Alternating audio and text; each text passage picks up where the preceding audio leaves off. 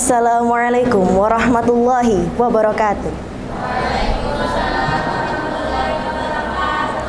Bismillah, alhamdulillah, wassalatu wassalamu ala nabiyina wa habibina Muhammad Rasulillah wa ala alihi wa sahbihi wa man tabi'a sunnata wa jama'atah min yaumina hadha ila yaumi ba'thi wa nadhah, amma ba'd. Bagaimana kabarnya semua? Matahari sudah di atas kepala, rasa lapar semakin terasa. Masih kuat puasa? Masih. Harus kuat puasa ya teman-teman semua. Bahkan gak ada yang namanya bolong-bolong disengaja sampai nanti 30 Ramadan nanti ya. Teman-teman, pada bulan puasa ini aku pengen nanya nih. Kan kalau puasa tuh pasti lapar kan? Kalau lapar itu suasana hati pasti jadi semakin sensitif. Apalagi perempuan ya. Setuju? Ya.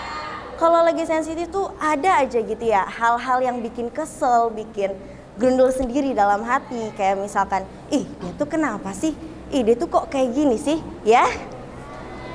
Tapi kalau misalkan bulan puasa itu bedanya ada yang ngingetin nih. Jangan marah, lagi puasa. Jangan kesel-kesel, lagi puasa. Ya. Siapa di sini yang suka ngingetin atau bahkan diingetin karena suka marah-marah? Ada? Iya. Nah ini teman-teman yang sering terlewat pada bulan puasa. Selain menahan dahaga dan lapar, kita juga harus menahan hawa nafsu. Salah satunya dari marah-marah yang memuncak pada seseorang. Bahkan Rasulullah pun berkata, la taghdab walakal jannah, jangan marah maka bagimu syurga. Nah pada kali ini saya ingin menyampaikan beberapa hal terkait hal ini. Gimana sih caranya biar kita nggak gampang marah ke orang, nggak gampang seuzon ke orang? Karena apa? Semua masalah yang terjadi di sekitar kita kadang tidak terjadi karena orang lain atau faktor eksternal, tapi terkadang karena diri kita sendiri, ya kan? Entah cara kita berbicara, cara kita bersikap, atau cara kita menyikapi hal-hal di luar kita yang akhirnya menimbulkan asumsi-asumsi buruk terhadap seseorang yang belum tentu benar. Karena, nah pada siang hari ini saya ingin menyampaikan gimana sih caranya. Yang pertama yaitu adalah menyampaikan dan mendengarkan. Misalkan kita buat satu contoh. Misalkan Kia aku lihat kayaknya lagi diem-diem aja nih. Lagi aku ngobrol gak ditanggepin, mukanya cemberut terus. Kia kayaknya lagi gak suka deh sama aku. Kok kayak gitu sih padahal aku gak ngelakuin apa-apa. Sering kayak gitu? Sering. Ya apalagi kita sebutnya kalau zaman sekarang itu sebutnya berarti dengan overthinking ya kan. Overthinking orang tuh gak suka sama kita. Akhirnya kita juga gak enak sama orang itu karena merasa orang itu pun gak suka sama kita. Yang pertama adalah untuk menyampaikan dan mendengarkan. Gimana tuh menyampaikan dan mendengarkan? Kita sampaikan, kita bicarakan. Kia, aku merasa kamu hari ini kayaknya lagi gak suka deh sama aku. Kamu lagi diem aja, kamu gak terlalu nanggepin aku bicara. Kamu tuh lagi kenapa sih? Karena teman-teman, kita bukan cenayang atau peramal yang bisa meramal apa yang orang lain rasakan, apalagi apa yang orang lain rasakan terhadap kita. Teman-teman, setiap orang itu melakukan hal pasti ada alasannya. Entah itu hal baik pasti ada alasannya, atau hal buruk, atau hal yang terlihat buruk pasti ada alasannya. Makanya kita tanyakan, tadi kita tanyakan ke Kia, kita sudah bertanya kepada Kia.